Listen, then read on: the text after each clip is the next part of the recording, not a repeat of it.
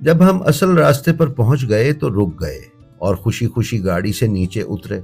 मैंने मुसाफिरों को इकट्ठा किया और कहा कि तुम्हारे पास जितने पैसे हैं मुझे दे दो, ताकि मैं उस अरबी शख्स को दे दूं, क्योंकि उसने बड़ी जहमत और तकलीफ उठाई है।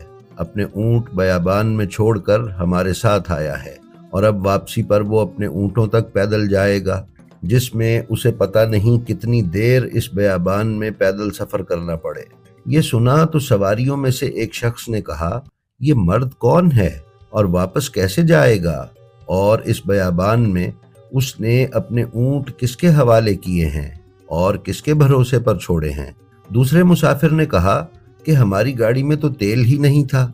सुबह से अब गुरूब आफताब तक बगैर तेल के गाड़ी कैसे चलती रही। ये बातें हुई तो हमें ऐसा लगा कि जैसे हमारे जहनों पर पड़ा हुआ पर्दा और आंखों के आगे से